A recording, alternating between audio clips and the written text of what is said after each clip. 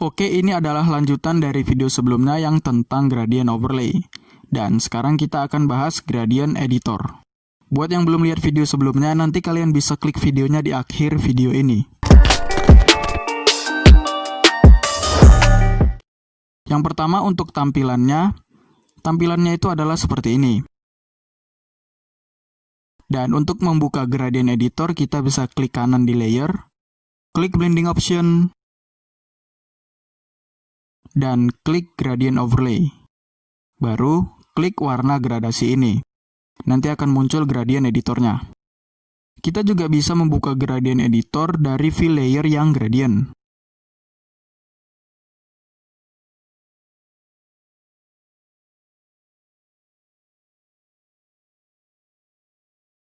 Dan kita juga bisa membuka gradient editor dari gradient tool.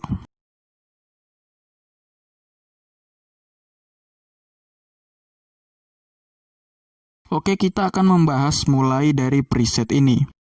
Tapi sebelumnya aku mau ngejelasin istilah yang aku pakai nanti. Yang pertama, preset gradasi.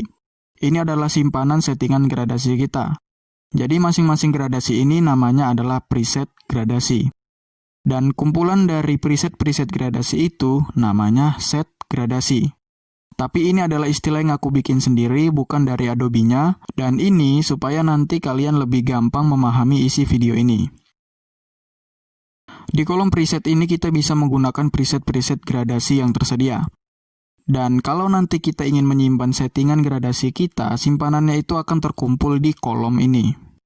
Kemudian kita bisa mengganti tampilan preview gradasi-gradasi ini. Caranya klik icon ini, kemudian pilih tampilannya di sini. Ada text only, small thumbnail, small list, dan large list. Dan biasanya aku pakai yang small thumbnail. Kemudian ada reset gradient. Ini untuk mereset set gradasi kita jadi yang standarnya. Kayak gini. Ini adalah set gradasi yang standar. Bawaan Adobe Photoshop. Baru selanjutnya replace gradient. Ini untuk mereplace set gradasi kita. Jadi set gradasi yang sebelumnya akan digantikan sama set gradasi yang baru.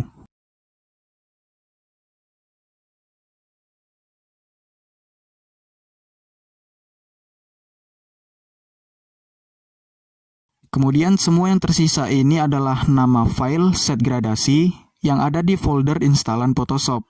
Misal kita pilih Color Harmonic One. Kalau kita tekan OK, jadinya akan mereplace. Dan kalau kita tekan Open, jadinya menambahkan. Bukan mereplace, tapi ditambahkan. Kemudian name. Ini adalah nama gradasi yang kita pakai. Dan tombol new di sebelahnya itu untuk membuat preset gradasi. Jadi kalau kita udah bikin settingan gradasi kita sendiri, kita bisa bikin nama gradasinya di sini dan klik new untuk disimpan. Nanti akan muncul di kolom preset. Kemudian di bawahnya ada gradient type atau tipe gradasi. Tipe gradasi di sini itu ada dua, solid dan noise. Dan semua yang di bawah ini adalah fitur-fitur dari tipe gradasi solid. Kalau tipe gradasi noise, fitur-fiturnya begini.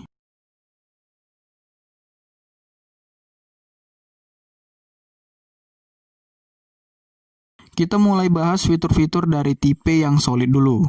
Ada yang namanya smoothness. Ini adalah tingkat kehalusan gradasinya. Ini 0%.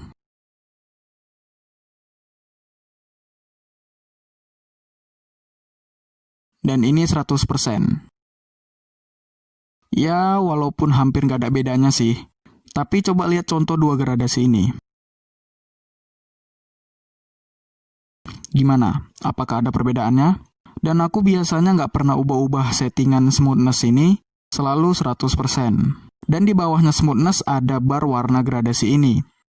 Dilengkapi dengan 2 titik warna hitam di bagian atasnya, dan 2 titik warna gradasi di bagian bawahnya.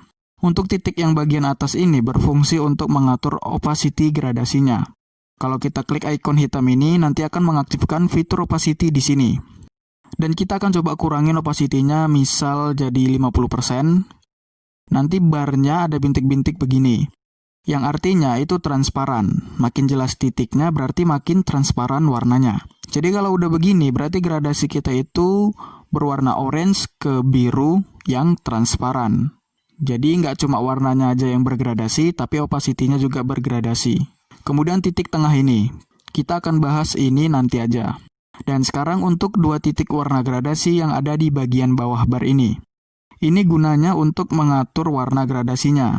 Jadi yang atas opacity-nya dan yang di bawah itu warnanya. Kalau kita pakai warna orange, warna titiknya juga ikut orange. Kalau biru, warna titiknya juga ikut biru.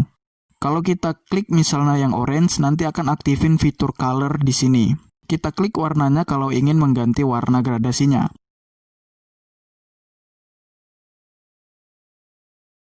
Atau double klik di titiknya juga bisa. Dan oh ya, kita juga bisa mengatur tata letak titik-titik ini. Caranya tinggal klik and drag aja seperti ini dan hasilnya akan seperti ini. Sebentar, kita naikkan dulu opacity-nya. Nah, gradasinya jadi banyakan orange-nya daripada birunya. Atau kita juga bisa geser titiknya dengan mengubah nilai persen di location ini. Jadi titik paling kiri itu location-nya 0% dan titik paling kanan itu location-nya 100%. Dan untuk yang titik tengah ini, gunanya untuk mewakili transisi antara kedua warna ini. Kalau titiknya berada di tengah-tengah, berarti gradasi kedua warna ini seimbang. Kita juga bisa geser-geser titik ini, dan fitur location yang di bawah ini jadi aktif. Tapi color-nya nggak aktif, cuma location-nya aja. Kita atur di 75% misalnya. Hasilnya nanti gradasi kita jadi nggak seimbang. Transisi warnanya itu terlalu ke kanan. Jadi area transisi yang warna orange itu jadi lebih panjang. Dan untuk area transisi yang biru jadi lebih pendek. Dan fungsi titik ini yang untuk bagian atas itu sama. Cuman bedanya dia mengatur opacity, bukan warna. Dan satu lagi yang terakhir untuk tipe gradasi solid ini adalah kita bisa menambahkan titik-titik ini. Caranya kita arahkan pointernya mendekati bar ini. Terserah mau bagian mana, atasnya atau bawahnya. Arahkan sampai pointernya berubah jadi tangan. Baru klik kiri, nanti titiknya nambah 1 dan titik-titik yang petak ini jadi ada 2. Dan kita tinggal atur warna sama location-nya aja. Begitu juga untuk yang bagian atas, yang mengatur opacity. Kalau mau ngehapus titiknya, tinggal klik delete di sini. Gimana? Kira-kira udah paham sama fitur-fiturnya? Yang paling penting kita harus menguasai bar warna gradasi ini. Yang bagian bawah untuk warna, yang bagian atas untuk opacity. Kemudian titik-titiknya bisa digeser, bisa ditambah, bisa juga dihapus. Oke, kita akan masuk ke tipe gradasi yang noise.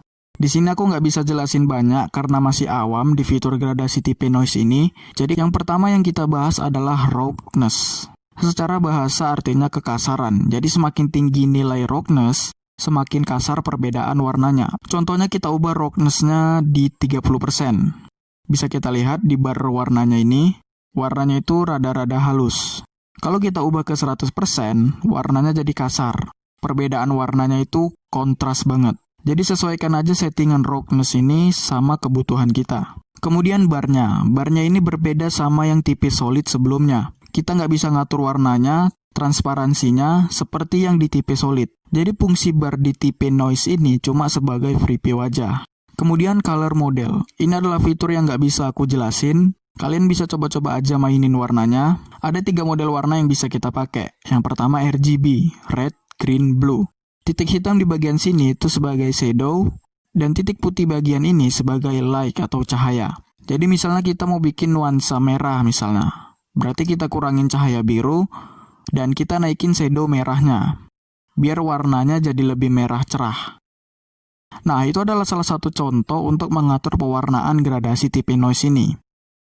Kemudian model warna yang kedua ada HSB atau Hue Saturation dan Brightness.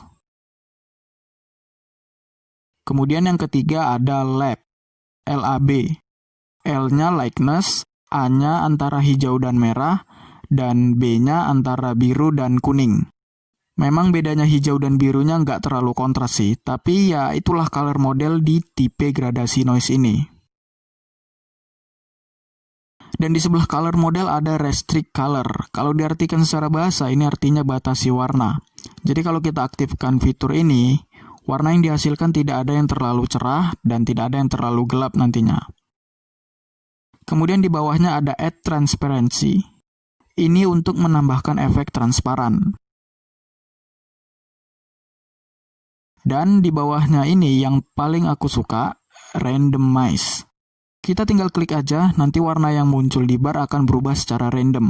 Jadi kita tinggal randomize aja sampai dapat warna yang cocok. Dan kalau sudah dapat warnanya, kita bisa edit lagi warnanya di color model. Entah itu warnanya biar lebih cas atau ngubah nuansa warnanya. Dan kalau kalian bertanya, gradient type noise ini gunanya untuk apa? Gunanya itu ada banyak, tergantung kreativitas kita. Misal kita bisa pakai ini sebagai background, atau untuk pewarnaan tulisan. Dan kita sebenarnya bisa ganti style gradasi noise ini. Ini contoh gradasi noise dengan style radial, dan ini contoh gradasi noise dengan style angle, dan ini gradasi noise dengan style diamond. Jadi sesuaikan aja sama kebutuhan kita masing-masing, apakah kita perlu pakai gradasi tipe solid atau gradasi tipe noise, atau bahkan nggak pakai gradasi. Jadi sesuaikan aja sama kebutuhan kita masing-masing. Jangan lupa subscribe agar nggak ketinggalan pembahasan menarik dan spesifik seperti video ini. Semoga bermanfaat dan sampai jumpa.